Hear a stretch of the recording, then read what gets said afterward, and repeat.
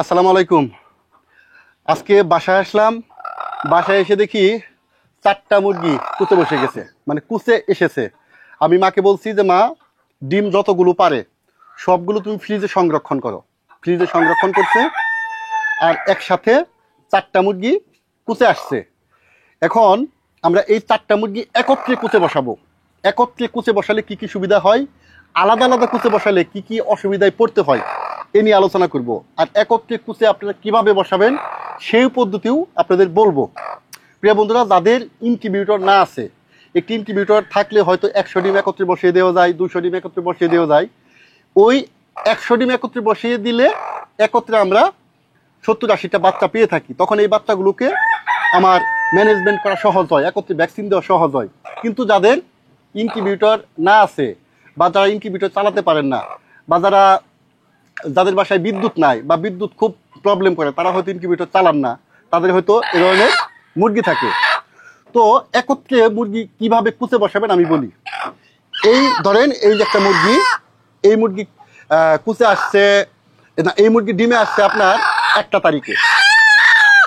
আবার এই যে পিছনে যে মুরগি দেখতে পাচ্ছেন, পিছনের যে মুরগি, এই মুরগি কুচে আসছে, ডিমে আসছে 1টা তারিখে। মানে প্রত্যেকটা মুরগি তো আর আসছে, প্রত্যেকটা মুরগি তো আর একই সময় ডিমে আসে না।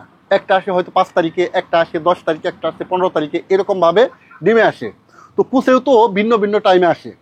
তখন আপনারা ধরেন, যে মুরগি আগে ডিম পারছে সেই মুরগি তো অবশ্যই আগে কুচে চলে আসবে, এটা স্বাভাবিক। কিন্তু ওই মুরগিকে ওই সময়ে যখন কুচে চলে আসবে, তখন এই ডিম দেওয়া যাবে না, মুরগির নিচে ডিম দিয়ে দেওয়া যাবে না। এখন প্রশ্ন হচ্ছে, ডিম যদি না দেই তাহলে তো মুরগি মানে বাইরে ঘুরে বেড়াবে, কুচে থাকবে না।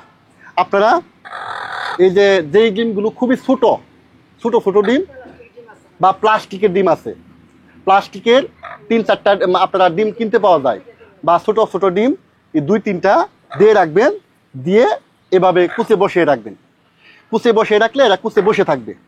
তারপরে যখন দেখবেন আপনার সকল মুরগি, মানে 4-5টা মুরগি একত্রে কুচে চলে আসছে, তখন এই যে আমার মতো 1টা 2টা 3টা, আরেকটা জানি কই ওই ঘরে না, এই 4টা, আমি প্রত্যেকটা মুরগির নিচে 12টা করে ডিম দিছি। 12 12 12, 3 12 36, 4 12 48, 4টা 4 12 48। এখন এই 4টা মুরগি আমি একত্রে এখন কুচে বসাবো। এতে সুবিধা হবে, আমি একত্রে বাচ্চা পাবো, মানে 21 দিন পরে আমি বাচ্চা পাবো। এখন 21 দিন পরে এই 48 পিস ডিমে থেকে আমার বিশ্বাস আমি 48 পিস বাচ্চাই পাবো। যদি কম হয় তাহলে হয়তো 45-47টা বাচ্চা পাবো। এই 45 পিস বাচ্চা আমি একত্রে পাবো। এই 45 পিস বাচ্চা আমি একত্রে সুন্দর মতো ব্রুডিং করতে পারবো। আমি ছোট একটা কার্টুন আছে, এই কার্টুনেও আপনার কার্টুন আছে, এই কার্টুনেও ব্রুডিং করতে পারবেন। তারপরে এই এই 45 পিস বাচ্চাকে আপনি একত্রে ভ্যাকসিন করতে পারবেন।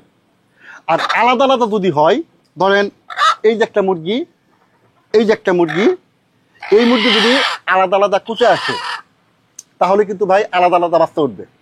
একটা উঠবে 5 তারিখে, একটা উঠবে 7 তারিখে, একটা উঠবে 15 তারিখে। আপনার ভ্যাকসিন কিন্তু দেওয়া খুব কঠিন হয়ে যাবে। আপনার 5 দিন বয়সে দিতে হয় কি বিসিআরডিবি ভ্যাকসিন। আপনার কি সপ্তাহে সপ্তাহে উপজেলা পশু হাসপাতালে যাওয়া সম্ভব?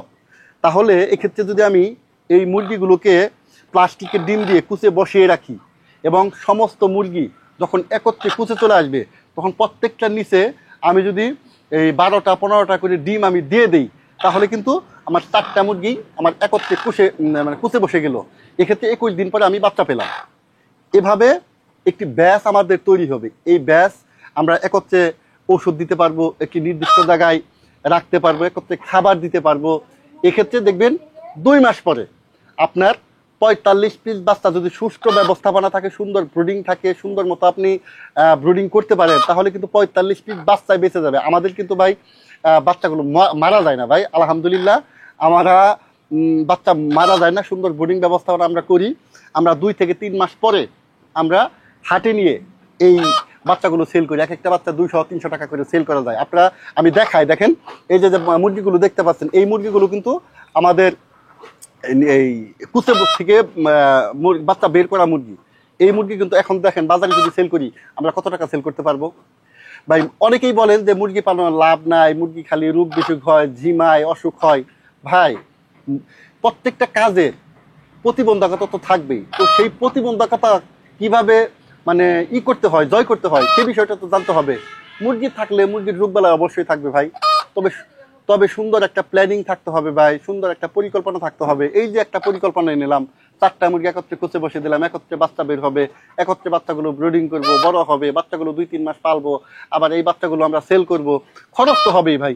আমি জব করি, আমি ধরেন অফিস থেকে আসার সময় 2-3 কেজি খাবার নিয়ে আসলাম, আবার এই 45 পিস বাচ্চা যদি আমি একত্রে সেল করি, তখন একত্রে আমি 10-12 হাজার টাকা পাবো। এটাই আমার কিন্তু একটা ভালো লাগা, একটা লাভ। মুরগি পালন করলে সবসময় লাভ খোঁজা যায় না ভাই, একটা শখ, একটা ভালো লাগা ইত্যাদি ইত্যাদি খুঁজতে হবে।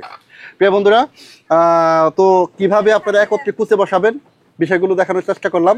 আর ভ্যাকসিন সংক্রান্ত তথ্য, এই ব্রুডিং সংক্রান্ত তথ্য আমার চ্যানেলে অ্যাভেলেবেল আছে, ইনশাল্লাহ পরবর্তীতে আপনারা দেখতে পাবেন। যদি সমস্যা, আপনাদের যদি কোনো একটা বিষয় জানার থাকে তাহলে কমেন্ট করেন, ইনশাল্লাহ অ্যান্সার দেওয়ার চেষ্টা করব।